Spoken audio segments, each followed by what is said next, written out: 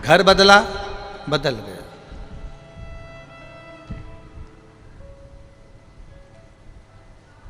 और हम आपसे भी एक निवेदन करना चाहेंगे, बड़े भाव से कहना चाहेंगे, घर कहीं पर भी मना लो, मना नहीं है। इंदौर में रह रहे हो, देवास में रह रहे हो, भोपाल में रह रहे हो, लखनऊ में रह रहे हो, कानपुर में रह रहे हो, औरंगाबाद में रह रहे हो, चाहे पूना में रह रहे हो, चाहे जम्मू में रह रहे हो, चाहे कश्मीर में रह रहे हो,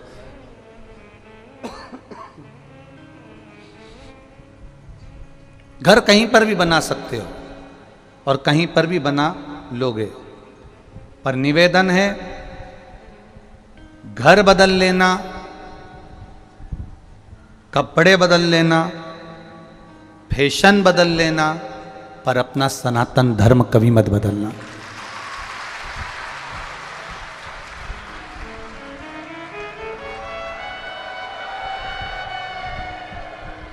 अपने सनातन धर्म में हम जन्मे हैं, अपने सनातन धर्म में हम पैदा हुए हैं, अपने सनातन धर्म में हमें पोषणता मिली है, अपने सनातन धर्म में हम आगे बढ़े हैं। घर बदल लोगे चल जाएगा, कपड़े बदलोगे चल जाएगा, रकम बदलोगे चल जाएगा, पर निवेदन है अपना सनातन धर्म, अपना उस पावन धर्म को बदलने का कभी प्रयास मत करना।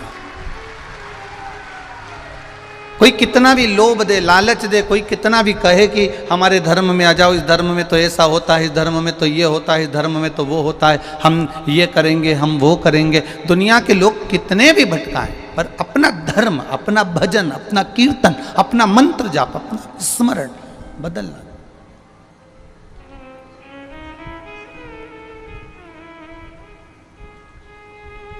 ये दुनिया के लोग आपको खींचना प्रारंभ करेंगे। अच्छा एक बात बताओ, प्रत्येक पेड़ पर इतने सारे पत्ते लगते हैं, प्रत्येक वृक्ष पर ढेर सारे पत्ते लगते हैं, कभी वृक्ष को पत्ते के नाम से नहीं पहचाना जाता। वृक्ष को पहचानते हैं तो उसमें जो फल लगा है उससे पहचानते हैं। इसमें इमली लगती है, ये इमली का पेड़ है। इसमें आम लगता है, ये आम का पेड़ है। इसमें खजूर लगती है, ये खजूर का पेड़ है। इसमें संतरा लगता है, संतरे का पेड़ है। इसके पत्ते से इसकी पहचान नहीं है, इसके फल से इसकी पहचान है। उसी तरह हमारे सनातन धर्म की पहचान भगवान शंकर के भजन से होती है। जगत गुरु शंकराचार्य जी ने, जगत गुरु शंकराचार्य जी बार बार बोले हैं, शिव तत्व से हमारा सनातन धर्म है। इसलिए जगत गुरु शंकराचार्य जी ने 4 पीठों का निर्माण करा और चारों पीठ पर भगवान शंकर को ले जाकर विराजमान कर दिया कि शिव होगा तो राष्ट्र होगा, और अगर शिव नहीं तो राष्ट्र। ये शंकर भगवान को विराजमान करा है। प्रत्येक जगह पर आप जाइए, बद्रीनाथ जाओगे केदारनाथ जी मिल जाएंगे, इधर द्वारका जी जाओगे सोमनाथ जी नागेश्वर मिल जाएंगे, इधर जाओगे रामेश्वर मिल जाएंगे, इधर जाओगे तो आपको अन्य देवी देवताओं का स्मरण हर पल, काशी आदि कादिक देवताओं का स्मरण होता है।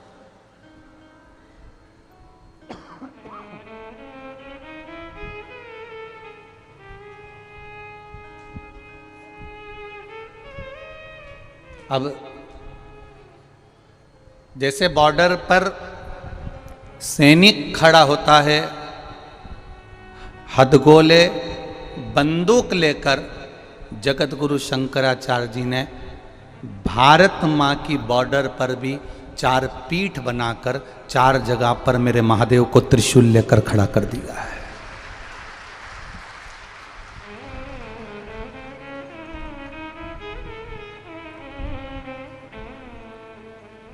जगत गुरु शंकराचार्य जी ने 4 पीठ का निर्माण कर कर मेरे जगत गुरु शंकराचार्य जी ने महादेव को 4 जगह पर विराजमान किया कि ये मेरे, वो ये सैनिकों के हाथ में हथगोले बंदूकें हैं, मेरे महादेव के हाथ में त्रिशूल, मेरे महादेव के हाथ में डमरू है। वो जब नाद करता है हिल जाती है।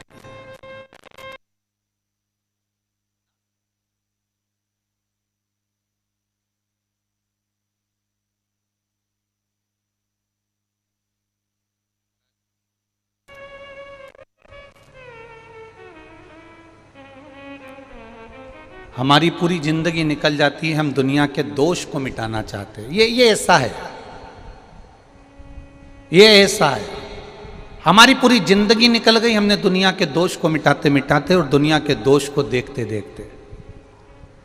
जिस दिन हमारी स्वयं की जिंदगी अपने दोष को मिटाने के लिए, अपना दोष देखने के लिए निकलने पड़ी, ये जिंदगी अपना दोष मिटाने में लग जाए तो समझ लेना कि फिर जन्म नहीं होने वाला, अब ये अंतिम जन्म है और पत्र भगवान शिव की कृपा निश्चित है। अपनी जिंदगी को संवारना है हम, अपने जीवन।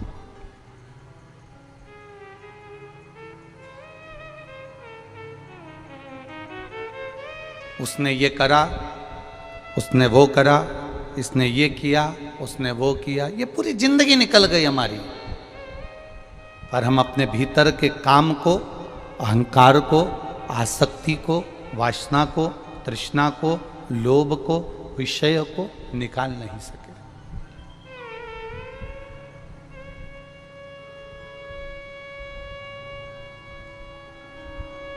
कई लोग कहते हैं रुद्राक्ष से चमत्कार होता है। हम कहते हैं रुद्राक्ष और चमत्कार ये दोनों अलग शब्द हैं, दोनों अलग हैं। मेरे महादेव ने, मेरे देवाधिदेव महादेव ने, वेदव्यास जी ने शिव महापुराण में कहीं ऐसा शब्द नहीं लिखा कि चमत्कार का संबोधन मेरे वेदव्यास जी महाराज जी ने कहीं लिखा, कहीं पर नहीं।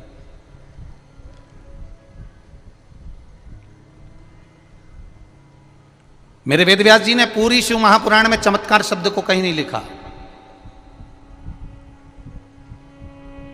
मेरे महादेव कहते हैं पार्वती, ये रुद्राक्ष का पौधा, ये रुद्राक्ष का वृक्ष मेरे नेत्र अश्रु से प्रकट हुआ है।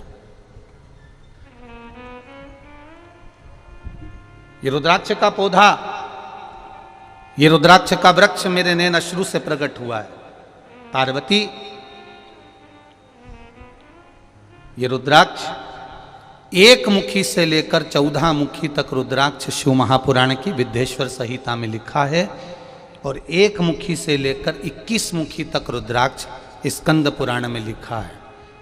एक मुखी से लेकर 14 मुखी तक रुद्राक्ष का वर्णन गर्ग संहिता में भी आता है, और एक मुखी से लेकर 14 मुखी तक 18 मुखी तक रुद्राक्ष का वर्णन लिंग पुराण के अंतर्गत भी आता है।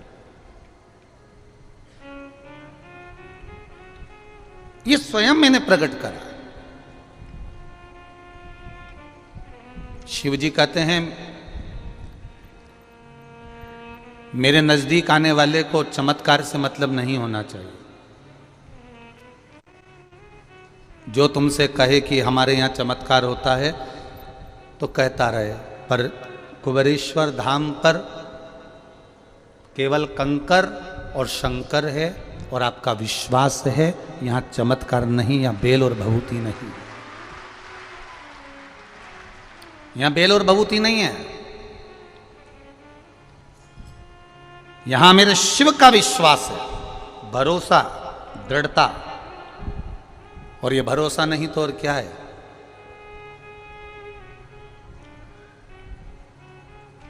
लोग कह रहे थे रुद्राक्ष के लिए लोग आए हैं, नहीं मिलेगा चले जाएंगे। अब जरा विचार करिए, 1 2 3 4 5 और पीछे का पूरे पंडाल और अंदर के पूरे पंडाल ये रुद्राक्ष के लिए नहीं, कंकर शंकर के लिए आए।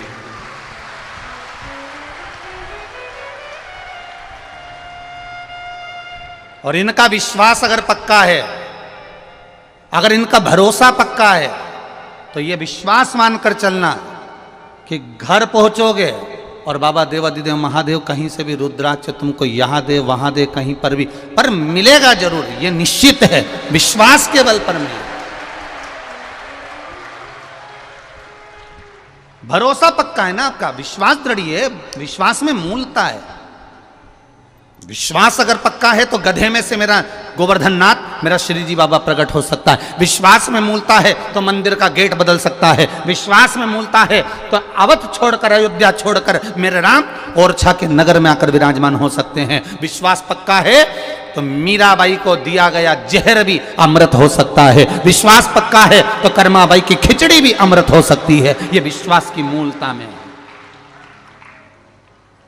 यह विश्वास की मूलता है, यह विश्वास की दृढ़ता है, यह विश्वास का आनंदता है। एक पत्र आया है, देखिए।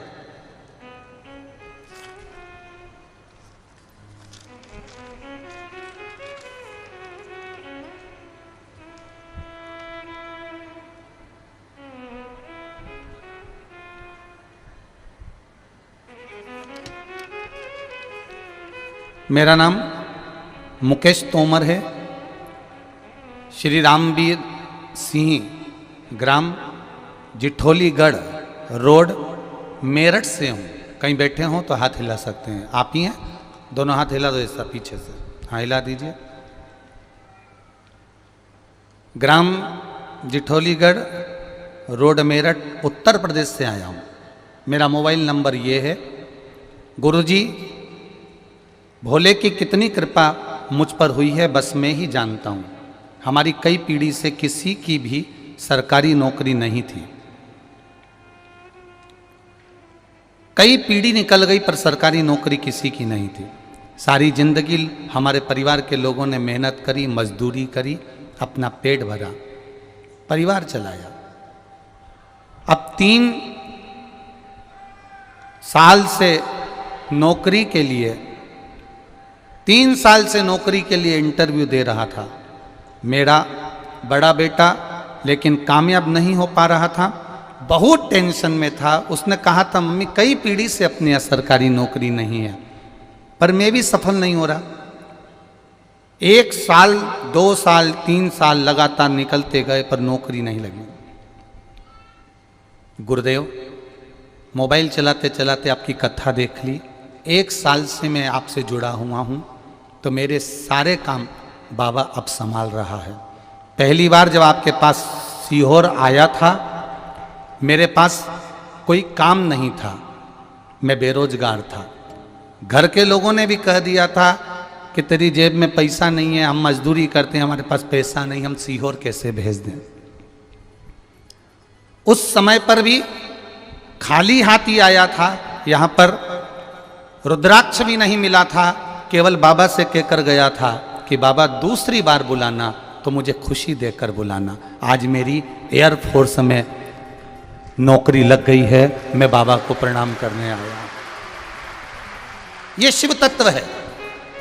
बहुत बहुत बधाई बाबू आपको। एक बार दोनों हाथ हिला दीजिए। श्री शिवाय नमस्तुभ्यम। बधाई हो आपको, बैठिए। हर हर महादेव। मेरी एयरफोर्स में नौकरी लग गई, बाबा की कृपा है गुरुदेव। और बेलगांव में ट्रेनिंग पर हूँ, ये शिव कृपा से, बाबा की कृपा से, कुबेर भंडारी की कृपा से मिला है, इसलिए मैं उनको प्रणाम करने आया हूँ। एक लाइन उन्होंने बहुत अच्छी लिखी है गुरुदेव, रुद्राक्ष मिले चाहे ना मिले, पर मेरा बाबा मेरी जिंदगी को स्वयं रुद्राक्ष बना देता है। ये शिव तत्व है, ये उघड़ी है। करो इतना भजन।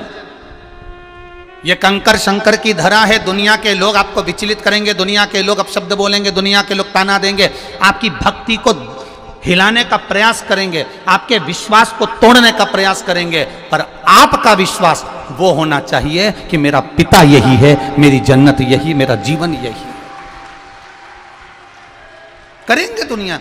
होता है जब आप पशुपति व्रत करोगे तो घर के लोग भी कह देंगे हाँ क्या होता है करने से, क्या होगा, रहने दे तू। तो जल चढ़ाओगे तो लोग कह देंगे। एक पत्र आया जल चढ़ाने का, बड़ा सुंदर, देखिए उसने अपना फोटो भी लगाया है।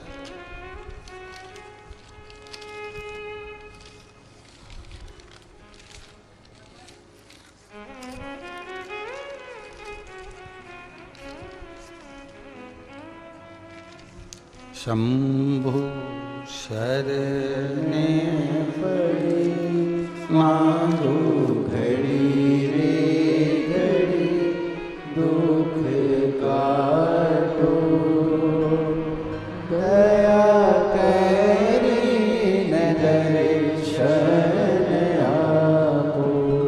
मैं सिवनी मध्य प्रदेश उड़ेपानी से निवासी हूँ। मेरा नाम गणेश गरकाम है। मेरा मोबाइल नंबर ये है, मैं अपना फ़ोटो भी लगा रहा हूँ। मुझ पापी को, क्रोधी लोभी को, घमंडी कपटी को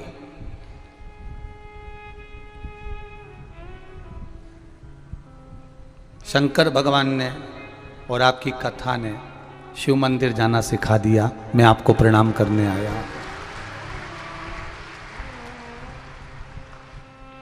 आप मेरा फोटो देखेंगे ही तो गुरु जी समझ जाएंगे कि मैं किस में का हूं।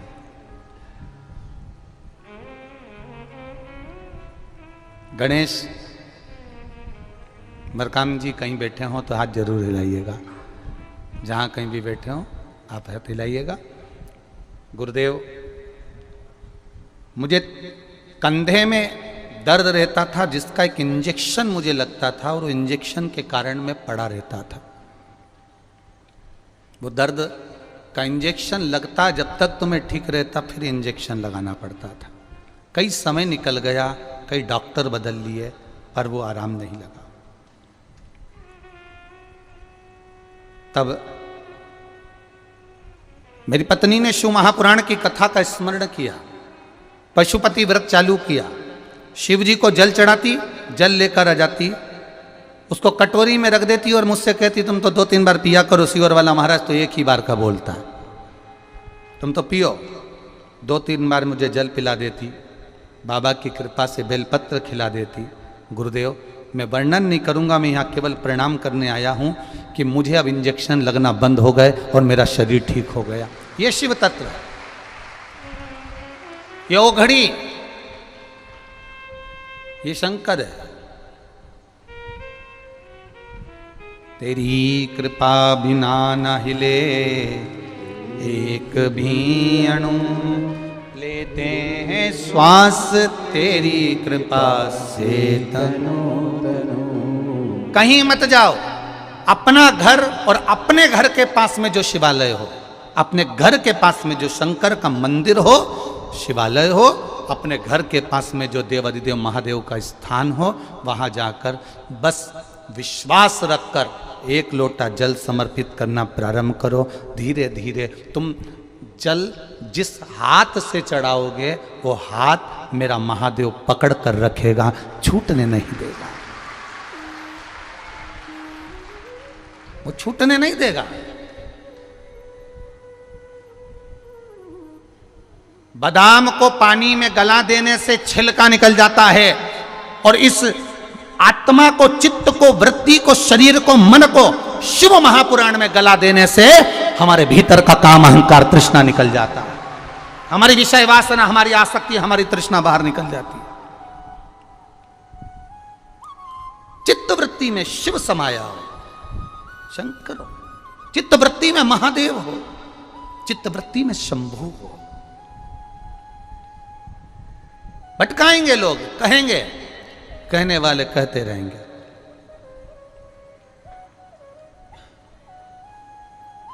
महाराज, तुम्हारा भजन का बल कम नहीं होना चाहिए।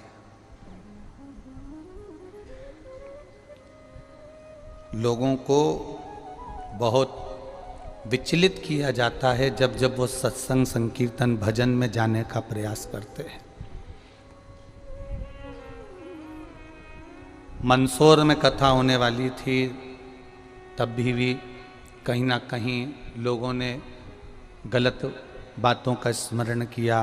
फिर कहीं कथा होने वाली थी। हमने देखा है शिव महापुराण जब जब होती है उसके पहले कुछ ना कुछ ऐसा क्रम होता है जिसके कारणवश भक्त कथा से वंचित हो जाएं, भक्त कथा से दूर हो जाएं, भक्त कथा को छोड़ दें, ये प्रयास किया जाता है। पर मेरा महादेव आपका हाथ ऐसा पकड़ता है कि खींच कर बुला ही लेता है। यह शिव तत्व है, ये भगवान ओगड़दानी की कृपा, ये उसकी दया है। मैंने तेरे ही भरोसे बाबा, तेरे ही भरोसे हवा बिच उड़ती जावांगी, बाबा डोर हत्तो छड़ी नाम कटी जावांगी। भोले मैं तेरी पतंग, शंभो मैं तेरी पतंग, हवा बिच उड़ती जावांगी, बाबा डोर हत्तो छड़ी नाम कटी जावांगी। महाराज हाथों में अगर डोर मेरे महादेव के है फिर नहीं टूट।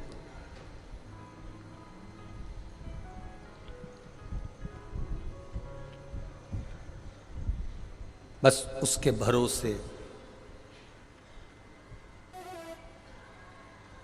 और जब हम उसके भरोसे पर होते हैं तो वो भी हम पर पूर्ण भरोसा करता है।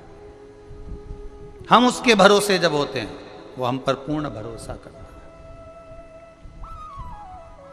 शिव तत्व कह रहा है, देवादिदेव महादेव की शिव महापुराण की कथा कह रही है, आपका जब विश्वास प्रबल हो, आपका जब भरोसा प्रबल हो, आपकी जब दृढ़ता प्रबल हो, तो आपको भक्ति का बल मिलता ही है।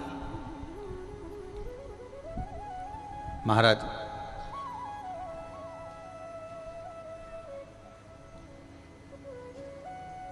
जो फूल की माला होती है ना, फूल की माला, उस माला के बीच में से 2-3 फूल निकाल दो ना, 2-3 भी जाने दो, एक फूल ही निकाल दो माला का, या तुम्हारे गले में जो माला पहने हो उसका एक कड़ी निकाल दी जाए तो वो माला, वो हार अच्छा नहीं लगता। माला में सब फूल होंगे तो वो शोभा देगा। उसी तरह जैसे माला में से एक फूल निकाल दिया जाए तो माला शोभा नहीं देती, और हमारे जीवन से अगर हमारा महाकाल निकल जाए तो ये जीवन भी शोभा नहीं देता।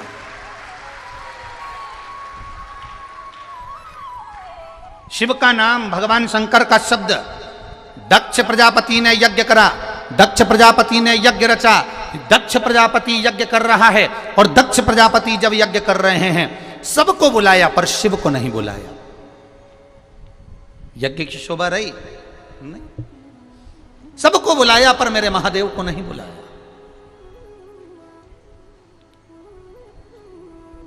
सबको निमंत्रण दिया गया पर मेरे महादेव को निमंत्रण नहीं दिया गया।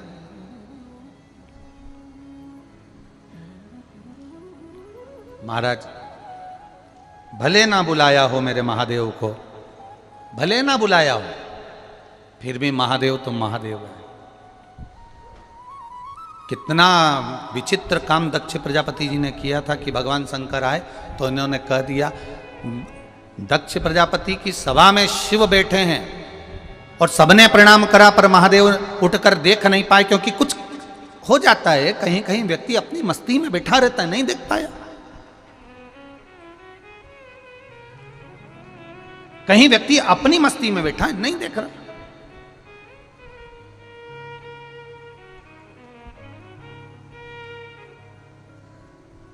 नहीं देखा उसने।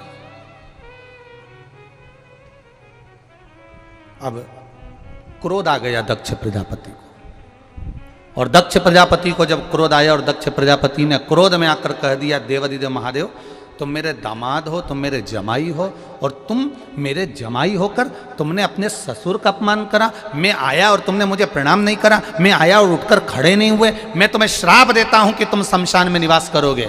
शंकर भगवान बड़े प्रसन्न हो गए कि मेरे ससुर ने मुझे प्लाट दिया, मेरे ससुर ने मुझे मकान दिया, तो ऐसी जगह दिया जहां कोई कब्जा नहीं करेगा, शमशान में मेरा निवास हो जाएगा, उसमें कोई टेंशन नहीं।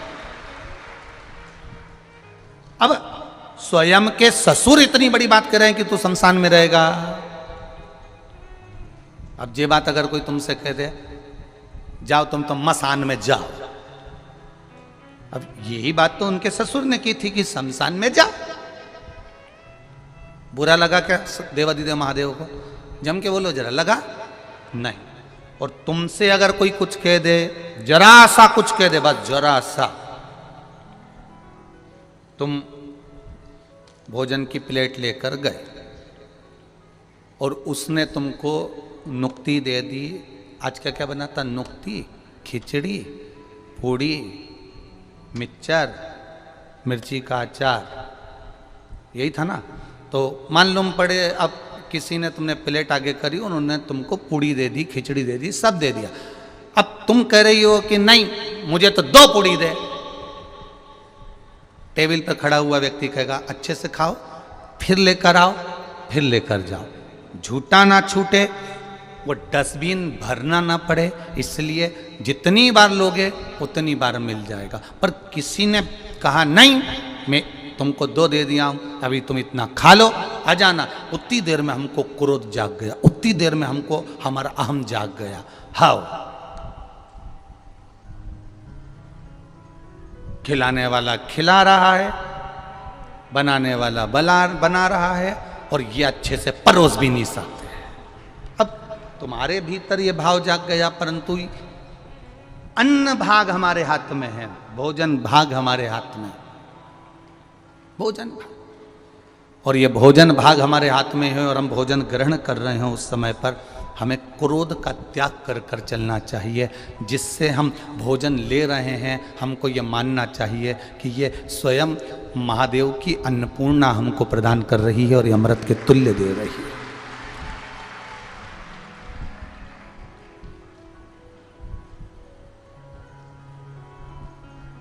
एक चीज़ बहुत अच्छी लगी, हरियाणा से आई हुई बहन, पंजाब से आई हुई बहनें, आप लोगों की एक बात बहुत अच्छी लगी कि आप जितनी भी हरियाणा, दिल्ली और उस साइड के जितने बेल्ट से लोग आए हुए हैं, जम्मू आदि तक के, इनकी एक बात बहुत अच्छी लगी कि ये अपने बैग में रख के इतनी बड़ी प्लेट साथ लेकर आए हैं। खुद की प्लेट लेना, खुद पाना, खुद आनंद से धो लेना और खुद ले जाके रख देना, कोई चिंता नहीं, कोई टेंशन नहीं। बहुत, इसको कहते हैं सत्संग का एक आनंद, सत्संग का एक रूप। और सेवा में भी तत्परता रख रहे हो, और ऐसा नहीं कि सेवा में कोई तत्पर नहीं, सारे जितने जगह से आप लोग आए, यहां पूरा भारत की भूमि का ऐसा कोई प्रदेश नहीं है जिस प्रदेश का व्यक्ति यहां नहीं है, सब प्रदेश का व्यक्ति है। ऐसा कोई प्रदेश नहीं जिस प्रदेश का व्यक्ति यहां नहीं है, सब प्रदेश का। और एक व्यक्ति सेवा नहीं कर रहा ऐसा नहीं, सबने सेवा करी, सुचारू रूप से करी, सबने सेवा करी। महाराज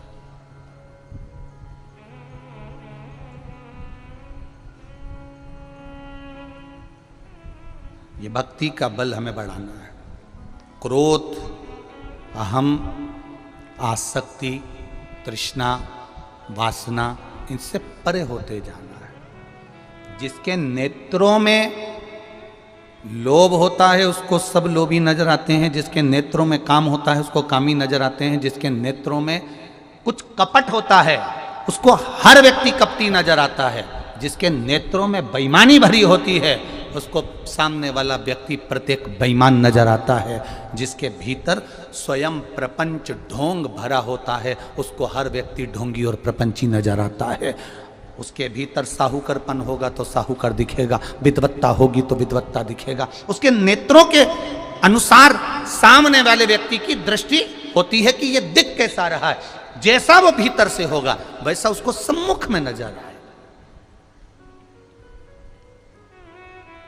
एक बड़ा सुंदर प्रसंग यहां पर आता है भगवान शिव की कथा में।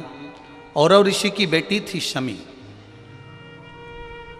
और धौम्य ऋषि के पुत्र थे मंदार। मंदार आंकड़ा पुष्प, शमी औरव ऋषि की बेटी। जब बड़ी होती चली गई तो वो औरव ऋषि की बेटी शमी ने जीवन में कुछ किया ना किया,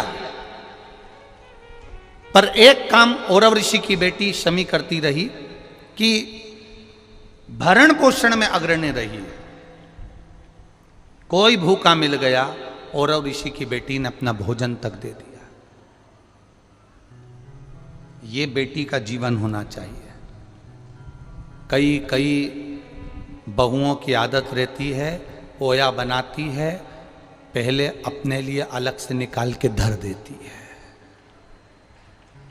कई हलवाइयों की आदत रहती है, भोजन बनाने वालों की आदत रहती है, भंडारा बनाने वालों की आदत रहती है कि पहले अपने लिए तरी तरी की सब्जी और जोरदार चावल, जोरदार बूंदिया, जोरदार सेव, सब पहले अपना निकाल के रख लेते हैं, उसके बाद दूसरे को देते हैं। पर महाराज औरव ऋषि की बेटी शमी उसमें की थी, अगर उसकी थाली में कुछ भी नहीं बचा चलेगा, पर सामने वाला भूखा नहीं रहना चाहिए, उसको जरूर खिला देना। ये बड़े विचित्र शब्द हैं, जरा शिव महापुराण के इसको समझ लेना कि शमी का पेड़, जिस शमी की पत्ती में कांटे होते हैं, जिस बेलपत्र में कांटे होते हैं, और जिस आंकड़े को मंदार के फूल में वो दूध होता है कि आंख में चले जाए तो आंख बेकार हो जाती है, वो दूध होता है जो जहर का काम कर जाता है, ये सब शंकर भगवान को चढ़ रहा है। शमी जिसमें कांटे हैं, बेलपत्र जिसमें कांटे हैं, मंदार का फूल जिसमें जहर भरा पड़ा है, धतूरा जिसमें जहर भरा पड़ा हुआ है, ये शिव को क्यों समर्पित है? ये शंकर को क्यों चाहिए? ये शंकर के पास क्यों जा रहे हैं?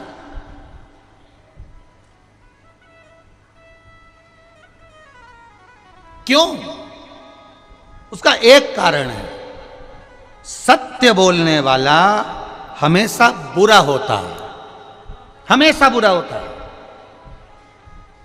और वो सत्य बोलने वाला व्यक्ति, आप ही इतने सारे बैठे हो, आप इतने सारे बैठे हो, आपका बेटा रोज रोज अगर सुंदरकांड में जाएगा, रोज रोज रामायण में जाएगा, रोज रोज शिव महापुराण की कथा में जाएगा, रोज रोज भगवान की कथा में जाएगा, आपका बेटा रोज रोज भगवान के भजन में लगेगा, या आस्था चैनल को खोलकर शिव महापुराण की कथा सुनेगा, या फेसबुक यूट्यूब पर शिव महापुराण की कथा सुनेगा, तो तुम्हारे परिवार वाले सब एक बात कहेंगे, कहाँ चक्कर में पड़ा है, 3-3 4-4 दिन तक चले जाता है, माँ क्या मिल रहा है सीहोर में जाने से, क्यों जा रहा है, क्यों कथा में पहुँच रहा है।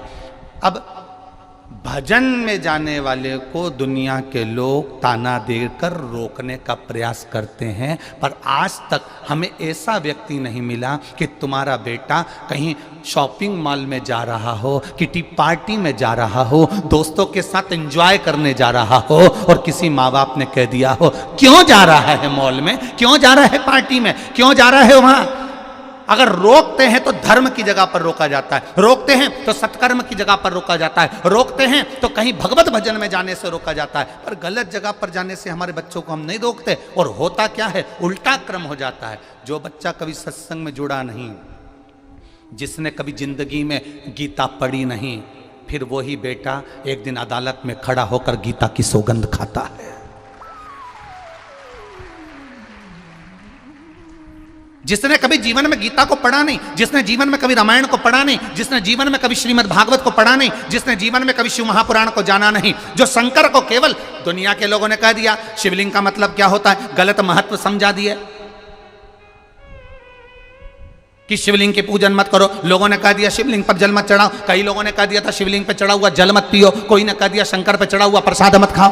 अरे कौन सी पुराण कह रही है, किस पुराण में लिखा है कि शंकर भगवान को समर्पित पदार्थ को नहीं खाया जा सकता।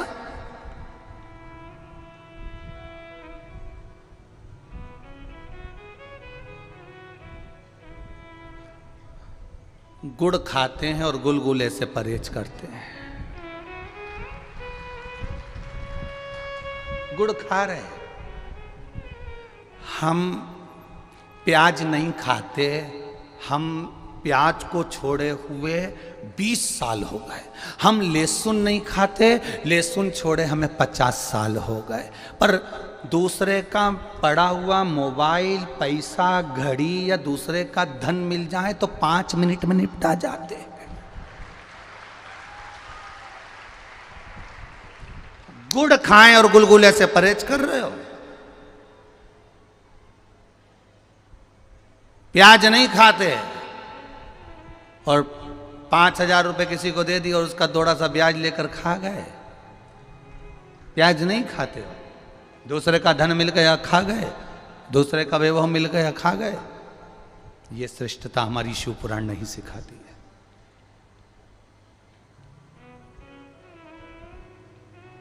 ये श्रेष्ठता हमारी शिव पुराण नहीं कहती। शिव पुराण कहती है कि अपने बच्चों को भगवत भजन तक भेजने का प्रयास करना।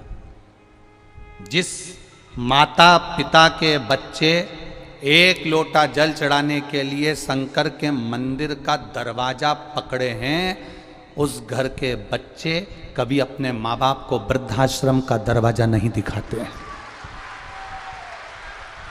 उस घर के बच्चे कभी अपने माता पिता को वृद्धाश्रम का दरवाजा नहीं दिखाएंगे। जो संस्कारों से पोषित हो गया, जो संस्कारों के प्रबल बल पर आ गया, वो कभी जिंदगी में अपने माता पिता को वृद्धाश्रम का दरवाजा नहीं दिखाएगा। और तुम अंदाजा लगा कर देख लेना, यहां पर बैठे हुए ये जो 14, 15, 16 जजमान बैठे हैं, ये कोई कम नहीं है। किसी का हीरे का काम है तो किसी का सोने का काम है, तो किसी की चांदी के पायल बनाने की, तो किसी के चांदी के बर्तन बनाने की फैक्ट्रियां तक डली हुई हैं। ऐसे जजमान हमारे बीच में बैठे हैं। और केवल यजमान नहीं, इस पूरे 5 पंडाल 6 पंडाल में और पूरे 2 यहाँ घूम कर देखना, जितने लोग यहाँ बैठे हुए हैं, इनको जरा विचार तो करो। जरा विचार करिएगा, इनसे बात करिएगा तो इनका व्यवहार में आपको मालूम पड़ेगा। किसी की 5 दुकानें, किसी की 7 दुकानें, किसी की इतनी प्रॉपर्टी है, कोई फैक्ट्रियों का मालिक है, कोई कुछ है, फिर भी वो शंकर के चरणों में केवल दरी डालकर और एक कम्बल ओढ़कर पड़ा है और श्री शिवाय नमस्तुभ्यम भज रहा है। श्री शिवाय नमस्तुभ्यम भज रहा है। और हमें जरा सा बल मिल गया, हमें जरा सी सत्ता मिल गई, हमें जरा सा वैभव मिल गया, हमें जरा सा लोगों ने चाहना प्रारंभ कर दिया, हमें जरा सा लोगों ने कहना प्रारंभ कर दिया, वाह भैया वाह भैया वाह भैया कर कर। जब लोगों ने हमारी प्रशंसा करना प्रारंभ कर दी तो हमने सोचा हम ही सर्वश्रेष्ठ बन गए और दूसरे को नीचा दिखाने का प्रयास करने लगे। अरे इनसे सीखो, जिनके घर में 4 नौकर पांव की चप्पल तक उठाने के लिए हैं महाराज, जो अपनी प्लेट खुद मांझ कर भोजन कर रहे हैं, इनसे सीखना चाहिए। सीखना चाहिए। ये जितने जजमान आए रोज प्रतिदिन समीर जी से, आशीष जी से, आकाश जी से रोज कहते हैं, कुछ भी करो आकाश भैया, कुछ भी करो आशीष भैया, एक कथा गुरु जी की हमको दिलाओ, एक कथा हमको दिलाओ। समीर भैया, आकाश भैया रोज कहते हैं, देखो फैलारा कितना बड़ा है, कथा तो करवा लोगे, फैलारा बहुत है। तो उन्होंने कहा जब यहां पर भी महादेव संभाल रहा है तो वहां पर भी महादेव संभालेगा, अंतर केवल इतना। रोज प्रतिदिन एक ही बात होती है, कथा हो कथा हो कथा हो। अब विचार करिए जरा, क्या मिल रहा है। सियोर वाला महाराज तो तुमको अभी रुद्राक्ष भी नहीं दे रहा है, उसके बाद भी तुम टस से मस नहीं हो रहा है, तो ये तुम्हारा विश्वास ही तो प्रबल है, ये तुम्हारी दृढ़ता ही तो प्रबल है, तुम्हारा भरोसा ही तो प्रबल है। क्या मिल रहा है, क्या मिल रहा है। कई लोग दिखा रहे हैं कि यहाँ लोग भूखे रह रहे हैं, पानी तक नहीं मिल रहा है। अगर ये भूखे रहते और पानी नहीं मिलता तो सबसे पहले पोटला बांधकर चले जाते, फिर काहे को रहते भाई, काहे को रहते हैं यहाँ। विचार करिए जरा, सोचिए, गहन चिंतन करना। जितने लोग कथा सुन रहे हैं आस्था चैनल के माध्यम से, फेसबुक यूट्यूब के माध्यम से, एक एक व्यक्ति अपने घर में बैठकर गहन चिंतन करना, विचार करना, स्मरण करना। क्यों पड़ा है ये सियोर वाले महाराज के भरोसे पर या उनके कहने पर नहीं पड़ा है, ये कुबेर भंडारी के कहने पर और महाकाल राजा के कहने पर, शंकर कंकर की भूमि पर पड़ा है।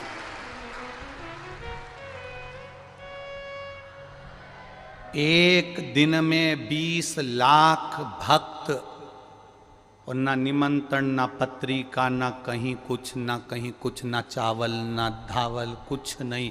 और एक साथ 20 लाख भक्त एक साथ पहुंच जाएं तो ये शिव की कृपा के सिवा कुछ नहीं हो सकता, कुछ नहीं हो सकता इसके सिवा, कोई साधन नहीं है। और सबसे बड़ी प्रसन्नता होना चाहिए सनातनियों को, सबसे बड़ी प्रसन्नता होना चाहिए कि एक शिव महापुराण की कथा, जब एक शिव महापुराण की कथा एक जगह पर 20 लाख सनातनियों को इकट्ठा कर सकती है तो यह भारत की भूमि भी सनातनियों से भरी पड़ी हुई है। यह भारत की भूमि भी सनातन धर्म से भरी पड़ी हुई है। केवल संत साधु सन्यासी तपस्वी साधक उपासक अपनी भक्ति को, अपनी दृढ़ता को, अपने विश्वास को प्रबल रखकर भगवान का भजन करें। हम कई बार कथाओं में कहते हैं कुछ सुधर जाए तो राष्ट्र सुधर जाएगा, कलाकार सुधर जाएं राष्ट्र सुधर जाएगा, सलाहकार सुधर जाएं राष्ट्र सुधर जाएगा, कथाकार सुधर जाएं तो राष्ट्र सुधर जाएगा। अहमता को दूर पटको, अहंकार को दूर पटको, अपनी अभिमत्ता को दूर पटको। और जब अभिमत्ता को हमने दूर पटक दिया तो आप सुधरे हो। दुनिया आपको अच्छे समझे ना समझे, आप अपने आप में अच्छा समझिए, आपकी दृष्टि श्रेष्ठ रखिए। काला चश्मा लगाओगे तो काला दिखेगा, नीला लगाओगे नीला दिखेगा, पीला लगाओगे पीला दिखेगा, जैसा लगाया वैसा दिखोगे। आप कैसे हो, सामने वाला व्यक्ति वैसा दिखता है। अपन एक उंगली किसी पर उठाते हैं तो ये 3 उंगली अपनी ओर जाती है। ए भाऊ, अपने आप को खुद को देख कि तू कैसा है। ये 3 उंगली कह रही है, अपन ने तो एक उठाई उस पर, ये एक उंगली उस पर उठाई है, पर ये 3 अपनी ओर जाकर कह रही है कि तुम अपने आप में झांक कर देखो कि आप कैसे हो। सहजता नहीं है शिव पुराण को समझना, सहजता नहीं है मेरे महादेव को समझना। किसी देवता को इतने अपशब्द नहीं कहे गए, किसी देवता को इतनी गाली नहीं दी गई जितनी मेरे महादेव को मिली, हर पल पल में मिली, हर क्षण क्षण में मिली, हर पल पल में मिली, हर क्षण क्षण में मिली। शिवलिंग की लोग पूजन करते हैं तो लोग उसको गरण वर्णन कर देते हैं कि आप शिवलिंग की पूजन कर रहे हो, एक लिंग की पूजन कर रहे हो, एक शिवलिंग की पूजन कर रहे हो। लोग उसको गलत बताना चाहते। जितना महादेव को शब्द कहा गया किसी देवता को नहीं कहा गया, जितना महादेव को कहा उतना किसी को नहीं कहा गया। जो बोले वो महादेव को बोले कोई, क्योंकि बैकुंठ अधिपति बैकुंठ में रहते हैं, ब्रह्मा ब्रह्म लोक में रहते हैं और मेरा महादेव मृत्यु लोक में रहता है। जो मृत्यु लोक में रह रहा है सुनना उसी को पड़ता है, कोई दूसरा नहीं सुन सकता। सुनना पड़ेगा, जन्मे हो सुनने के लिए। भजन करो। औरव ऋषि की धर्म, औरव ऋषि की बेटी शमी, कांटे लगे हैं, कांटों में सराबोर है, कांटों में रह रही है, पर शमी भक्ति का बल प्रबल करके बैठी है। अब कांटों में रहना, एक होती है गुलाब जामुन, एक होता है गुलाब का फूल। गुलाब के फूल में कांटे होते कि नहीं होते? अरे बोलो तो दीजिए, होते ना।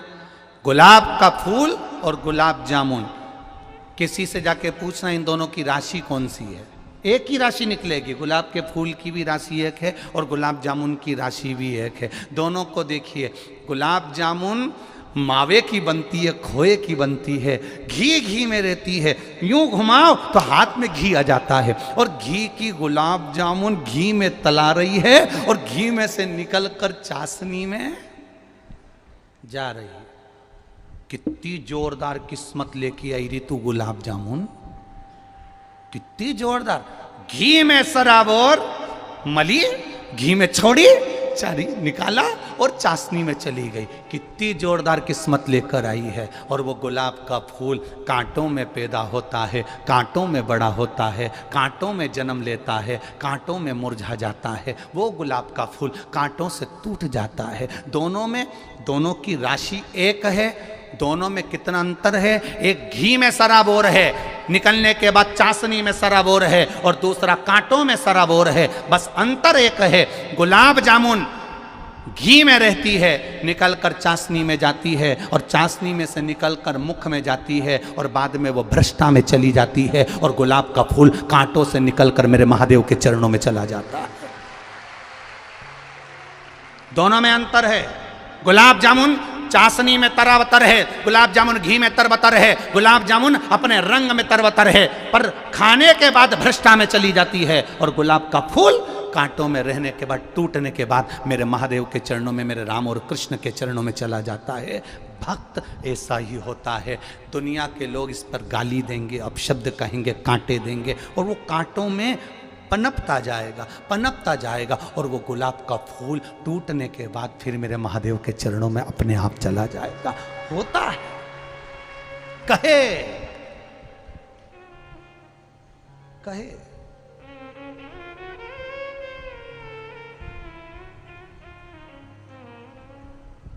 कितना विचित्र जीवन हम जी रहे हैं, कितना विचित्र। आज हम अपने शरीर से कोई काम करना नहीं चाहते हैं। वो तो आप लोग शिव महापुराण की कथा में यहाँ आए हो तो इतना चल भी रहे हो कि यहाँ से जाओगे तो वहाँ इतनी दूर जाके भोजन करोगे, न पानी पियोगे, फिर जाओगे न बॉटल लेकर, फिर पानी भर के लाओगे। ये तो तुम इतना चल रहे हो, नहीं तो तुम्हारे घर में तो बस remote, handset, dinner set, half set और आदमी अपसेट, इसके सिवाय कुछ नहीं है। क्या रखा है? आप इसमें अपनी पूरी जवानी तो तुमने नौकरी में निकाल दी। जब गवर्नमेंट ने पूरा निचोड़ लिया, ऐसे हो गए कि मुंह का गाल भी अंदर धंस गया। किसी किसी का सोफा सेट ही निकल गया।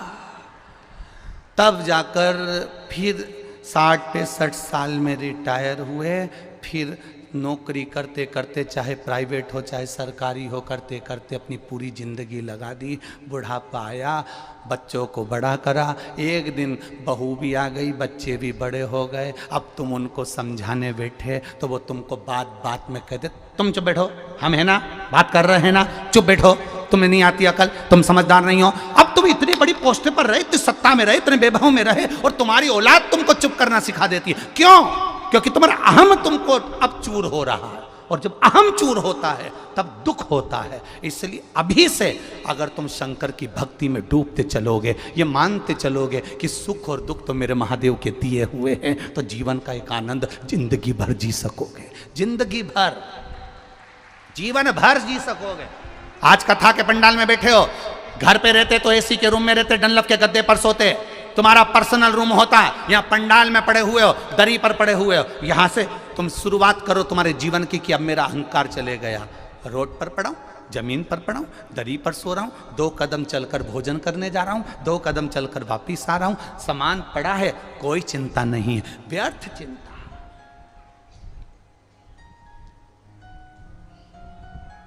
एक सन्यासी में और एक गृहस्थी में एक अंतर सबसे बड़ा होता है।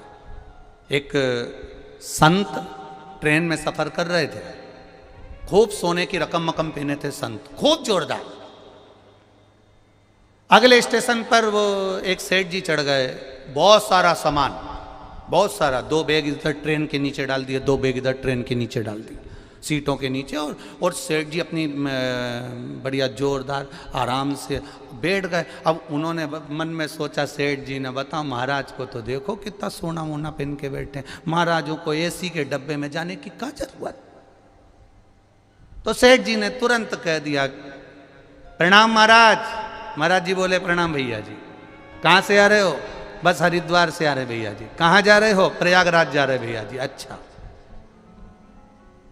आप कहाँ जा रहे हो? बस हम भी प्रयागराज ही जा रहे हैं। अच्छा, ठीक है, बैठो। सेठ जी बैठ गए। अब सेठ जी को तो बस वो महाराज, इतना एसी का डब्बा, फर्स्ट क्लास, इतना ठाट, चिंता, टेंशन। अब सेठ जी ने कहा, महाराज जी ये सब कुछ तो व्यर्थ है आपके लिए, क्योंकि आप तो संत हो। अगर आप इतना जोड़कर चलोगे तो फिर संत में और सेठ में क्या अंतर होगा? क्या अंतर होगा? ये तो व्यर्थ है, व्यर्थ। ये तो व्यर्थता है ना। अब कहा, स्मरण किया, देखा ये तो व्यर्थता है। सेठ जी ने कहा नहीं, व्यर्थता नहीं है, तुम में और हम में बहुत अंतर है। आप कह रहे हो आप में और हम में कोई अंतर नहीं है, बहुत अंतर है, बहुत अंतर, बहुत अंतर। क्या अंतर है? संत ने कहा, संत कुछ भी सामग्री 1 मिनट में छोड़ सकता है, कुछ भी सामग्री 1 मिनट में छोड़ सकता है। मन के सुकून के बच्चे थोड़ा सा जाकर देखिए, पीछे थोड़ा जाकर। अब संत 1 मिनट में छोड़ सकता है, संत 1 मिनट में छोड़ सकता है। और महाराज धन वैभव की सत्ता में हम नहीं छोड़ पाते, ऐसा हो नहीं सकता। उन्होंने कहा हम करके बता सकते हैं। अगला स्टेशन आया, संत भी उतरे, सेठ जी भी उतरे, दोनों नीचे उतर गए। और जब दोनों नीचे उतरे, उतरते से जैसे ही दोनों उतरे, बात करने लगे, ट्रेन चलने लगी, ट्रेन चलने लगी, तो सेठ जी का हाथ संत ने पकड़ लिया, छोड़ नहीं रहा। सेठ जी का हाथ संत ने पकड़ा, छोड़ नहीं रहा।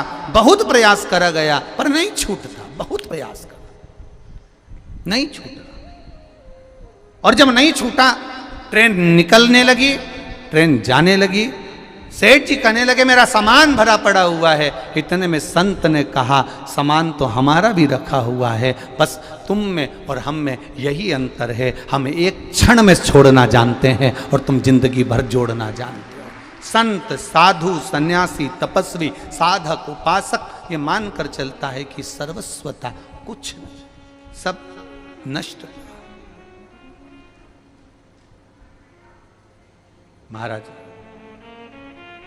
खाली न जाता कोई दर से तुम्हारे, खाली न जाता कोई दर से तुम्हारे, मैं भी खड़ा हूँ नन्ही बाहें पसारे, मैं भी खड़ी हूँ नन्ही बाहें पसारे, अपने हृदय लगा लो, लगा लो, गिरा जा रहा हूँ, उठा लो, उठा लो, प्रभु अपने दर से अब तो न टालो, गिरा जा रहा हूँ, उठा लो। एक बार आप इस लाइन को प्रेम से गुनगुनाइए। खाली दर से खाली न जाता कोई दर से, मैं भी खड़ी हूँ नन्ही अपने हृदय से लगा लो, लगा लो, गिरा जा रहा हूँ, उठा लो, उठा। प्रभु अपने दर से अब तो न टालो, गिरा जा रहा हूँ, उठा लो। भगवान शिव की कथा कह रही है, ओगरदानी का चरित्र कह रहा है, शिव महापुराण कह रही है। आपका विश्वास जब जागृत होगा, आपका भरोसा जब प्रबल होगा, आपकी दृढ़ता जब प्रबल होगी और आपके भरोसे के साथ में आपका विश्वास जब दृढ़ होगा, तब आपको कहीं जाने की जरूरत नहीं पड़ेगी। महादेव स्वयं आपको ढूंढता हुआ आपके पास आ जाए। ये आपका विश्वास प्रबल होना चाहिए, दृढ़ होना चाहिए, भरोसा प्रबल होना चाहिए, दृढ़ होना चाहिए। विश्वास पक्का करें, भरोसा दृढ़ करें और उस भरोसे पर जीना प्रारंभ करें। उस भरोसे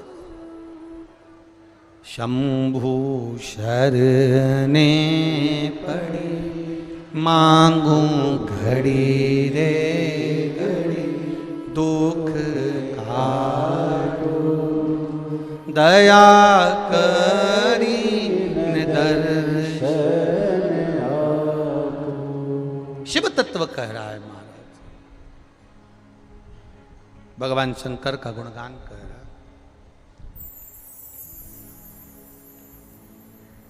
शिव तत्व कह रहा है। शमी कांटों में रमी हुई है, लदी हुई है, पर भाव शुद्ध है उसका, भाव गड़बड़ नहीं हुआ उसका। मंदार धौम्य ऋषि का पुत्र, ये आंकड़ा मंदार धौम्य ऋषि का पुत्र। कई लोग पूछते हैं गुरुजी आपने एक बात कही कि तुमरुका जी का नाम लेकर सफेद आंकड़े की जो जड़ होती है, शिव जी का उसका स्मरण कर कर 21 बार कमर में बांधा जाता है उसको। नारी का जो रजो धर्म होता है उसके कौन से दिन? 7वें दिवस। क्या इतना उस मंदार का उस इतना वर्णन होता है उस सफेद आंकड़? तो यहाँ एक पत्र आया है, देखिए, एक मिलिट्री भाई ने कोई ने पत्र भेजा है, आर्मी का है।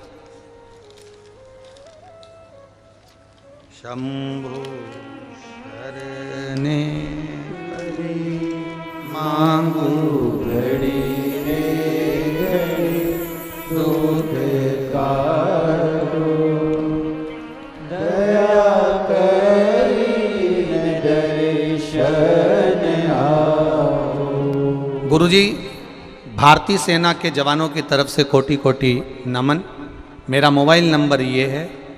मैं प्रवीण देवड़ा भारतीय सेना में कार्यरत हूँ। मैं पटियाला कैंट पंजाब से आया हूँ। कहीं बैठे हों तो एक बार दोनों हाथ अवश्य हिलाएं, जहाँ कहीं भी बैठे हों। मैं आप ही हैं, दोनों हाथ हिला दो एक बार। श्री शिवाय नमस्तुभ्यम। मैं पटियाला कैंट पंजाब से आया हूँ। भारतीय सेना में मैं कार्यरत हूँ। पशुपति व्रत की महिमा, आंकड़े की महिमा का मैं वर्णन करना चाहता हूँ। हमारे आर्मी कैंट में 2 फौजी भाइयों को संतान का सुख नहीं था। दोनों के यहाँ संतान नहीं, कई साल निकल गए। एक को 7 साल हो गए, एक को कई साल हो गए। संतान का सुख नहीं था। सारे डॉक्टरों को भी चेकअप करवाया गया, पर संतान की प्राप्ति नहीं हुई। फिर आखिरी में उन्होंने सोचा वो परमात्मा पर छोड़ दिया जाए, तो भी कोई संतान का सुख नहीं दिखा। तब मेरी धर्मपत्नी ने उनको पशुपति नाथ के व्रत में वर्णन किया और सफेद आंकड़े की जड़ का उनको बताया। बाबा की कृपा ऐसी हुई गुरुदेव कि वो बंगाल के रहने वाले, पर भगवान की कृपा से वो सफेद आंकड़े की जड़ और पशुपति व्रत से, बाबा की कृपा से उनके यहाँ कई सालों के बाद संतान सुख की प्राप्ति हुई है। मैंने मेरे दोस्त का फोटो भी लगाया है, फौजी भाई का, और उसके घर में जो संतान हुई उसका भी फोटो लगाया है। दोनों के फोटो उन्होंने लगाए, दोनों। आप आस्था चैनल के माध्यम से, एलईडी के माध्यम से भी देख सकते हैं। बैठिए। श्री शिवाय नमस्तुभ्यम। शिव तत्व इसी को कहते हैं। ये औघड़ी है।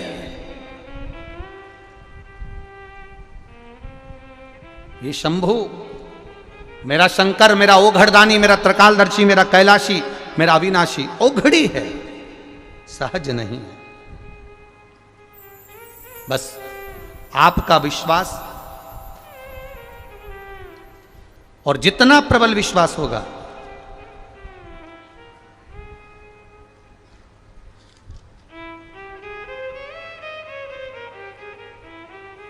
उतनी प्रबल भक्ति आपके भीतर जागृत होगी। इसीलिए शिव कथा कहती है, शिव के सिवा कहीं दिल ना लगा, शिव के सिवा कहीं दिल ना लगा, नहीं तो पड़ेगा तुझे आंसू बहाना, शिव के सिवा कहीं दिल ना लगाना, शिव के सिवा कहीं दिल ना लगाना। नहीं तो पड़ेगा तुझे आंसू बहाना, नहीं तो पड़ेगा तुझे आंसू बहाना। भोले के सिवा कहीं दिल ना लगाना, भोले के सिवा कहीं दिल ना लगाना। दोनों हाथों से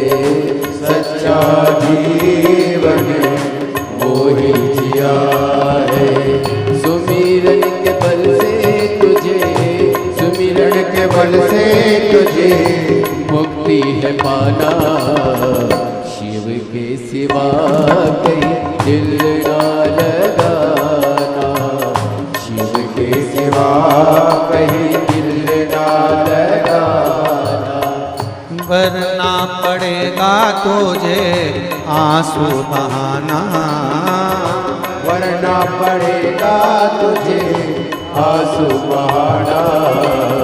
भोले के सिवा कहीं दिल ना लगाना, भोले के सिवा कहीं दिल ना लगाना।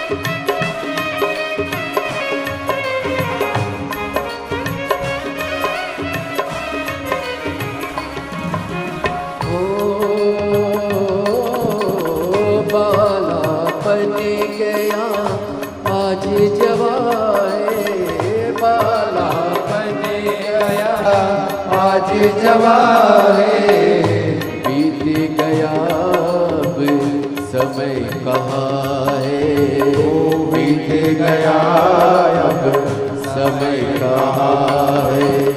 सोच समझ के, सोच समझ के वक्त गवाना, होने के सिवा कहीं दिल ना लगाना, होने के सिवा कहीं दिल ना लगाना। वरना पड़ेगा तुझे आंसू बहाना, वरना पड़ेगा तुझे आंसू बहाना। भोले के सिवा कहीं दिल ना लगाना, भोले के सिवा कहीं दिल ना लगाना।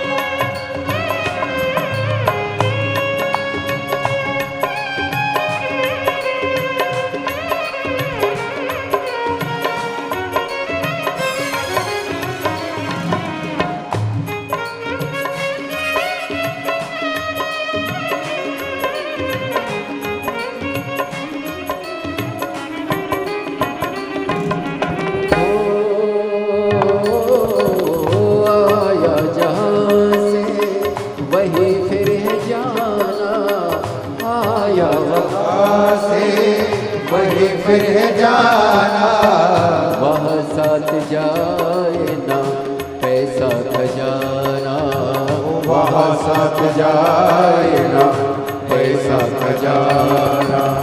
पूछेगा तो क्या, पूछेगा तो क्या करोगे बहाना, भोले के सिवा कहीं दिल ना लगाना, भोले के सिवा कहीं दिल ना लगाना। वरना पड़ेगा तुझे आंसू बहाना, वरना पड़ेगा तुझे आंसू बहाना। भोले के सिवा कहीं दिल ना लगाना, भोले के सिवा कहीं दिल ना लगाना। वरना पड़ेगा तुझे आंसू बहाना, वरना पड़ेगा तुझे आंसू बहाना। शिव के सिवा कहीं दिल ना लगाना, शिव के सिवा कहीं दिल ना लगाना। वरना पड़ेगा तुझे आंसू बहाना, वरना पड़ेगा तुझे आंसू बहाना। भोले के सिवा कहीं दिल ना लगाना, भोले के सिवा कहीं दिल ना लगाना। शिव के सिवा कहीं दिल ना लगाना, भोले के सिवा कहीं दिल ना लगाना, भोले के सिवा कहीं दिल ना लगाना, भोले के सिवा कहीं दिल ना लगाना, दिल ना लगाना, भोले के सिवा कहीं दिल ना लगाना। हार हार शिव कथा कह रही है। बोल बम का नारा है, शिव कथा कह रही है। भगवान देवाधिदेव महादेव का पावन चरित्र वर्णन कर रहा है, शिव तत्व वर्णन कर रहा है। अपने स्थान पर बैठकर भगवान शिव के मूल मंत्र का जाप सभी देव और बाबा से, देवाधिदेव महादेव से अपने हृदय की बात दिल से कही, भाव से कही। अपनी जगह पर बैठकर कुबेरेश्वर महादेव की यह पावन धरा, कंकर शंकर की भूमि, जहाँ अपनी चित्तवृत्ति से बाबा से हृदय से कहिए, श्री शिवा नमस्तु, श्री शिवा नमस्तु, श्री शिवा नमस्तु, श्री शिवा नमस्तु, श्री शिवा नमस्तु। भोला सब दुख काटो, ओ भोला सब दुख काटो, शिव शंकर जपो तेरी माला, भोले बाबा जपो तेरी माला, भोला सब दुख काटो मारा, ओ भोला सब दुख काटो मारा। वेश है मंगल मंगलकारी, वैश है मंगल मंगलकारी, शमशान वासी हमारा, शमशान वासी हमारा, भोला सब दुख काटो मारा, ओ भोला सब दुख काटो मारा। शिव कथा कह रही है।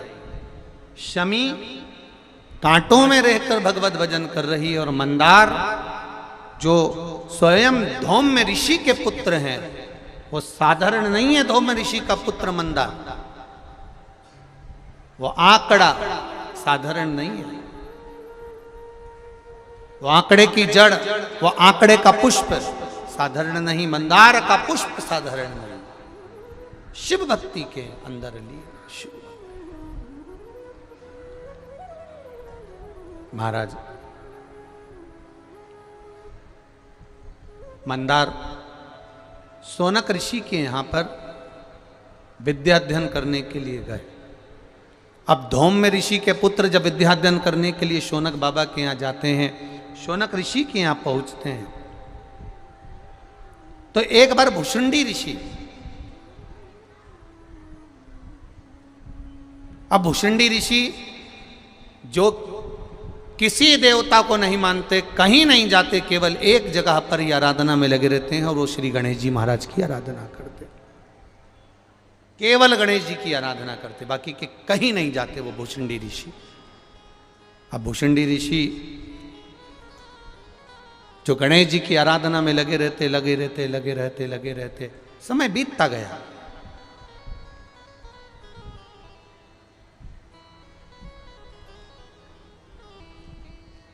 बहुत लंबा समय निकल गया गणेश जी की आराधना करते करते। बहुत ध्यान देना महाराज, सतयुग में, त्रेता युग में द्वापर युग में और कलयुग में बहुत बड़े बड़े अंतर हैं, उसको समझिएगा। सतयुग में हजारों वर्ष तक तप करना पड़ता था, साधना करना पड़ती थी, तब भगवान प्रसन्न होकर वर देता था, तब मेरा परमात्मा आता था, तब मेरा भगवान आता था। त्रेता द्वापर, त्रेता के अंतर्गत बहुत यज्ञ अनुष्ठान करो, बहुत साधना करो, तब जाकर भगवान प्रसन्न होते थे। द्वापर में भी खूब तप साधना करो, तीर्थ करो, तब भगवान प्रसन्न होते थे। पर आप और हमको एक सबसे बड़ी खुशी मनाना चाहिए कि अपन कलयुग में रह रहे हैं। इस कलयुग में केवल भगवान का नाम ले लेना और एक लोटा जल चढ़ा देने पर ही भगवान प्रसन्न होते हैं।